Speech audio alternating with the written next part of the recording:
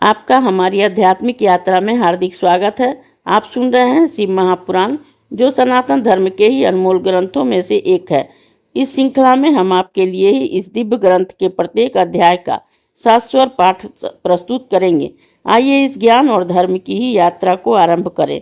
भगवान महादेव की महिमा और उपदेश से ही सजी इस पावन कथा के साथ ही ओम नमः शिवाय। 37वां अध्याय शंखचूड़ वध के लिए शंकर जी की युद्ध यात्रा। सनत कुमार बोले कि तब दूत के इस वचनों को सुनकर शंकर जी क्रुद्ध हो गए। उन्होंने अपने वीर भद्राधिक गणों को बुलाकर दोनों कुमारों और भद्रकाली सहित शंखचूड़ से युद्ध कर उसका वध करने के लिए नीति गमन की आज्ञा दी।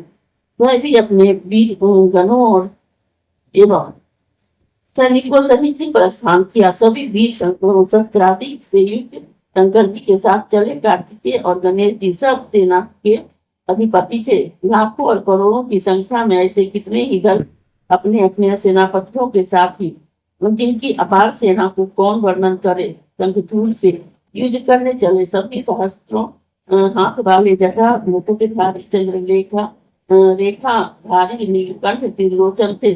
सभी रुद्राक्ष पहने भस्म धारण किए तथा हार कुंडल और मुक्तादि धारण किए थे। सभी ब्रह्मा और इंद्र के समान ही अनिमादि गुणों से ही संपन्न सूर्य के समान प्रसमान और युद्ध विशारद थे। 8 भैरव, 8 वसु, 11 रुद्र और 12 सूर्य, ये सभी बड़ी तीव्रता से वहां शिव जी के साथ आए। अग्नि, चंद्रमा, विश्वकर्मा, अश्विनी कुमार, कुबेर, यम, नरती, नल, कुबर, वायु, वरुण, सूर्य और सभी मांगलिक ग्रह तथा महाबली काम शंकर जी के साथ आए तथा अपने वीर पार्षदों सहित ही 100 भुजा धारण किए देवी भद्रकाली में उपस्थित हुई, जिनके विमान में सभी श्रेष्ठ रत्न जड़े थे और जो लाल वस्त्र पहने और लाल ही लेपन किए हुए थी। वह नाचती गाती अपने भक्त को अभय और शत्रुओं को भय देती हुई वहां आई, जिनकी जीवा 1 योजन तक ही चलायमान हो रही थी और सब चक्र, गदा, पद्म और खड़ग, चर्म, धनुष तथा बाण धारण किए थी।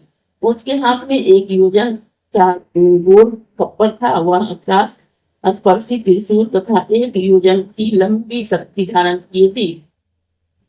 इसके अतिरिक्त उसके और भी अस्त्र थे। 3 करोड़ योगिनी और 3 करोड़ विकट डाकनियां उनके साथ थी। इस प्रकार की अपनी सब सेना को साथ ले शिव जी महाराज शंखचूड़ से युद्ध करने चलते चलते चंद्रभागा नदी के तट पर एक मनोहर वट वृक्ष के नीचे ही उन शिव जी ने अपना आसन लगाया। इस अध्याय के श्रवण हेतु आपका हृदय से धन्यवाद। हम आशा करते हैं कि शिव महापुराण की यह दिव्य कथा आपको आध्यात्मिक शांति और गहन ज्ञान प्रदान कर रही होगी। कृपया अगले अध्याय के लिए हमारे साथ जुड़े रहें और अपने सुझाव एवं भावनाएं कमेंट के माध्यम से अवश्य साझा करें।